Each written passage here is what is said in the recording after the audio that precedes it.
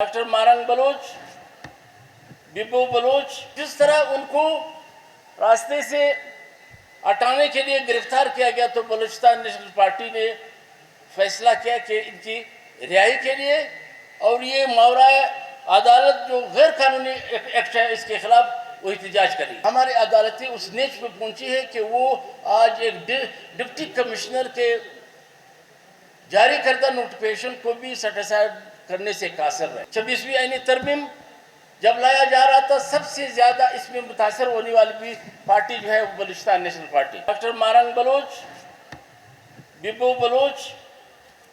گلزادی بلوچ، بیبرک بلوچ، شاجی بلوچ سمیت اس وقت جب بلوچستان نیشنل پارٹی نے ان تمام ماورا عدالت و ماورا قانون اقدامات کے خلاف آواز بلند کی تو یہ خواتین جو آپ سب کے سامنے ہیں یہ ان کی بنیاد، اس کی تحریک کی، اس کی جدوجہد کی بنیاد وہ اپنے اس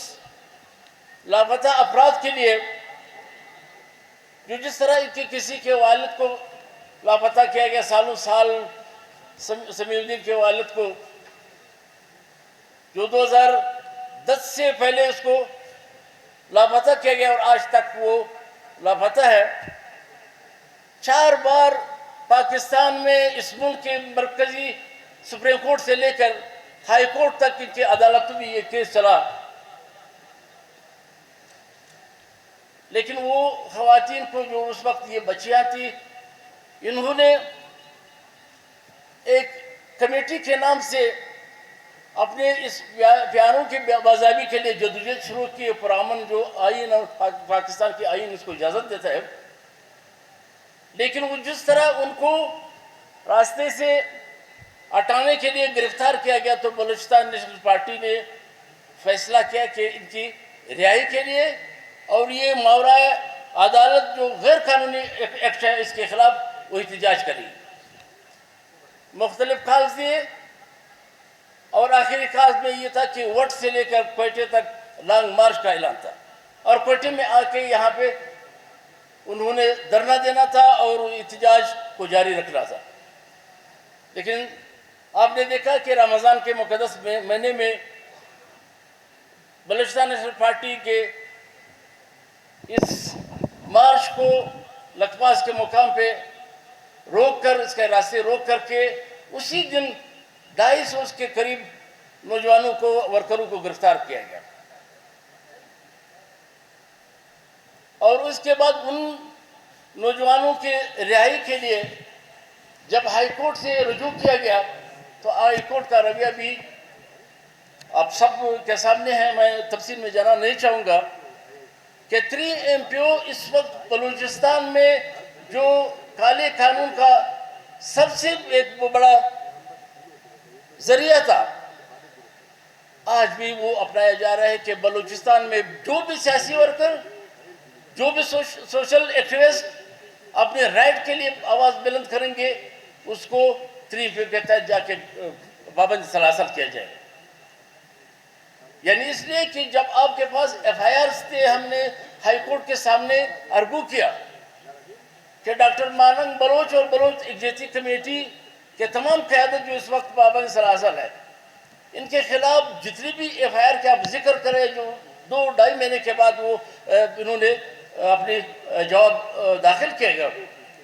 اس پہ ہم نے اعتراض اٹھایا کہ سب سے پہلے تو یہ بتایا جائے کہ اس ملک میں ایک قانون رائج ہے جس قانون کے تحت یہاں پہ جو بھی اگر ایک غیر قانونی کام ہوتا ہے تو اس کے خلاف FIR درج کی جاتی ہے۔ یہ سینکڑوں FIR اس وقت لائے گئے جب اس کو 3 مہینے پورے ہونے جا رہے تھے، تو ماورا عدالت ہم نے اس کو عدالت کے دروازے کو اس لیے کھٹکھٹایا کہ اس ملک میں دعویٰ کیا جا رہا ہے کہ ایک آئین موجود ہے اور آئین میں پرووائڈڈ جو رائٹس ہے وہ اس رائٹ کے تحت لوگوں سے اسی طرح رکھا جائے گا۔ لیکن آپ نے دیکھا کہ بدقسمتی سے 26ویں آئینی ترمیم کے بعد ہماری عدالتیں اس نیچ پہ پہنچی ہے کہ وہ آج ایک ڈپٹی کمشنر کے جاری کردہ نوٹیفیکیشن کو بھی سیٹیسفائی کرنے سے قاصر رہے. یعنی جتنے بھی اس وقت 3 MP میں بند خواتین تھے، بچے تھے، نوجوان تھے، ان سب کو 3 MP جو ڈپٹی کمشنر کوئٹہ نے یہ نوٹیفیکیشن جاری کیا تھا. اگر آپ بدقسمتی دیکھیں کہ ہماری بلوچستان ہائی کورٹ وہ مینو تک اس تمام کیسز کو کھینچنے کے بعد وہ واپس یا تو ہوم سیکرٹری کے پاس بھجوائے گئے اور آخر میں جا کے انہوں نے کہا کہ ڈپٹی کمشنر کے اس آرڈر کو ہم سیٹیسفائی نہیں کر سکتے، قانون میں ہمیں حق نہیں ہے. جو ہم سمجھتے ہیں کہ ایک شرمناک بات ہے کہ ہائی کورٹ جہاں پہ 199 جو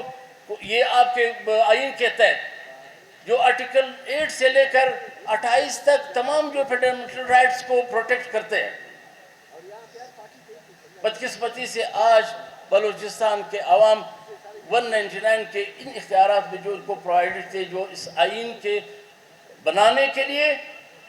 پر امید تھے، اور بلوچستان کے لوگوں کے اور سیاسی قائدین کی ایک طویل جدوجہد کے بعد جو رائٹ ملی تھی، آج 26ویں آئینی ترمیم کے بعد یہ واپس نہیں گئی.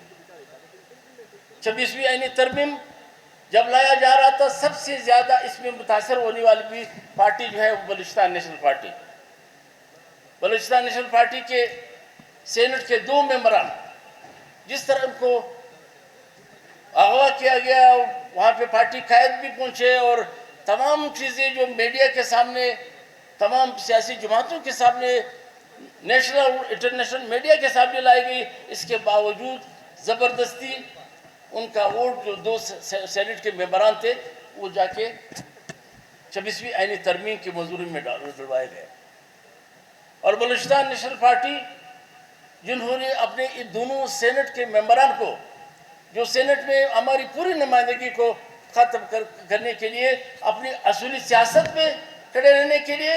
اور دوسری سیاسی جماعتوں کے لیے ایک بنیاد فراہم کرنے کے لیے بلوچستان نیشنل پارٹی نے یہ تخت گونڈ بھی پی لیا اس وقت، اور دونوں سینیٹرز کو پارٹی سے نکال دیا گیا. لیکن یہ سلسلہ اس وقت بھی ختم نہیں ہوا جو آج انوز جاری ہے، اور ایک نئے 27ویں آئینی ترمیم کے لیے تیاری کی جا رہی ہے. اور اس میں تمام سیاسی جماعتوں کے بھی بیانات اس پہ آئے.